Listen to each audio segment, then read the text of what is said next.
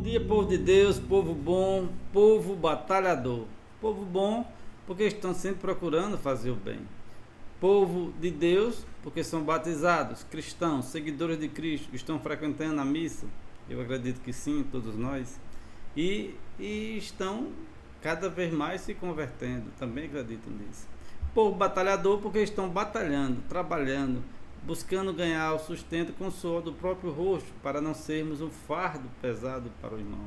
Isso é importante a gente pensar positivamente.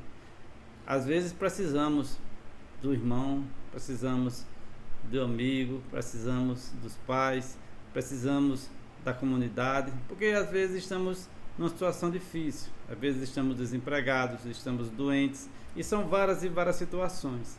Mas que a gente não se acostume a viver do suor dos outros, que a gente procure sempre batalhar para ser dignos, para viver com o nosso próprio trabalho, porque isso dignifica o homem, não? Como diz a música, um homem sem trabalho se morre, se mata, né?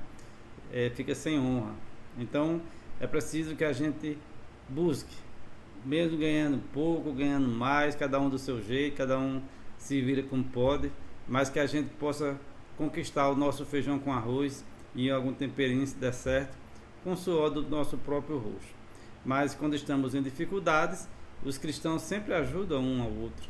Isso é só um período de dificuldade, vai passar. E o evangelho de hoje, nesse sábado abençoado, dia 25 de janeiro do ano da graça de 2025, nosso Senhor Jesus Cristo.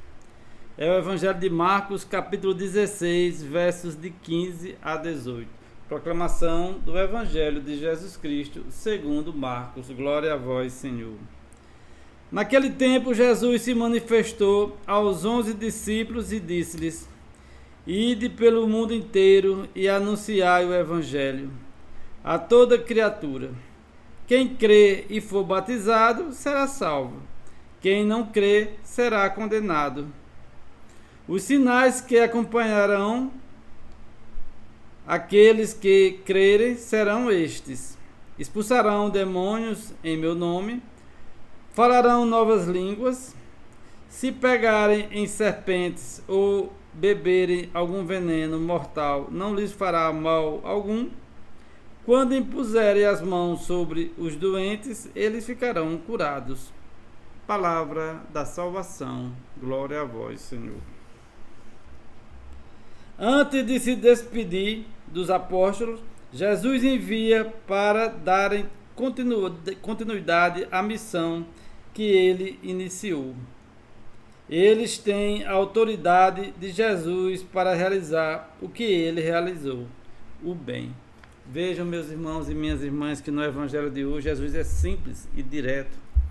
Vocês terão essa autoridade, esse poder dado por Jesus. Jesus estava se despedindo dos apóstolos. E vocês perceberam um detalhe no evangelho de hoje? Jesus já não fala mais em 12, mas em 11. Por quê? Porque Judas Iscariotes, né, foi o que traiu Jesus, já não fazia mais parte do grupo. Vejam que Jesus só fala agora em 11. A grande lição que fica para todos nós, meus irmãos e minhas irmãs, é que quando nós continuamos, ou quando a gente não quer se afastar do pecado, a gente fica fora do reino de Deus. Judas Iscariotes, depois que percebeu o erro que cometeu, a traição grave que ele cometeu, ele mesmo se matou, cometeu suicídio. Vale a pena a gente estar na traição? Vale a pena a gente estar traindo nosso Deus? Ninguém aqui é santo. Somos pecadores, a gente cai. Mas Deus conhece as nossas intenções. Deus conhece a nossa realidade. Às vezes nós pecamos porque gostamos. Outros pecam por inocência, por ignorância. Quando Jesus diz, perdoa-lhe, Pai, ele não sabe o que faz. Realmente, muitas vezes nós pecamos por falta de conhecimento, por falta de sabedoria, porque às vezes estudamos a palavra de Deus pouco, às vezes não temos o conhecimento necessário e às vezes pecamos. E aí a mão de Deus vai pesar menos. Mas aquele que é preparado, aquele que recebeu muito, muito será cobrado. E vejam que Judas Iscariotes pagou um preço caro, pagou com a vida, né? E a palavra de Deus diz o quê? O salário do pecado é a morte. E eu sempre digo aqui para vocês, quantas pessoas já morreram e estão aí comendo, bebendo, dançando, passeando, mas já estão mortas. Por quê? Porque elas continuam no dia a dia fazendo mal, prejudicando as pessoas, matando pessoas, roubando pessoas, estuprando pessoas. E elas não querem mudar de vida. Quanto depoimento, se você for hoje nas redes sociais, na internet, você estava dizendo, eu sou isso mesmo e vou morrer assim, para mim tá bom. Então, tem pessoas que morreram, foram enterradas, estão vivendo plenamente o reino de Deus, com muita alegria, muita satisfação. E tem pessoas aqui no mundo que estão comendo, bebendo, farrando, mas já morreram, porque elas já disseram não para Deus. Aí pergunto para você, Flávio, mas não tem mais solução? Tem.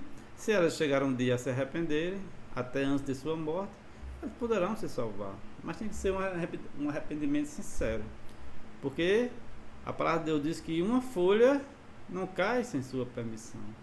A palavra de Deus diz que até os cabelos de sua cabeça estão contados, todos, fio a fio. É nosso Deus Todo-Poderoso. Então, é preciso que a gente também se torne um desses 11, que a gente também possa curar. Quantas pessoas a gente visita, às vezes, os doentes, leva a Eucaristia, leva uma palavra, faz na casa daquele amigo, ou não, que não seja amigo, mas está doente, a gente visita. E a pessoa diz, hoje eu estou renovado. A sua presença, as suas palavras me encheram de vida, de alegria. Isso é levar vida, é levar Cristo às pessoas. As pessoas são carentes, eu sempre digo a vocês. Eu não sabia que as pessoas eram tão carentes, como agora, depois da minha caminhada, eu descobri.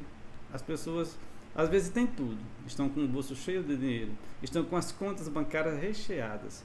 Você chega na casa de algumas pessoas que a gente já andou, que a gente fica abismado com o luxo, com a riqueza, e quantos carros de luxo tem na garagem, motos de 100, 200 mil reais estacionados, e as pessoas estão depressivas, e as pessoas estão tristes. E a gente, como pastoral da família, pastoral da igreja, o padre disse, vai em tal casa, vai visitar tal casal, está precisando. E às vezes as pessoas dizem, se eu tivesse o que essa pessoa tem, eu era tão feliz. Não se engane, meu irmão. Você poderia até ser tão feliz, mas essas pessoas têm muito e às vezes não estão felizes. Tem um grande vazio dentro do peito.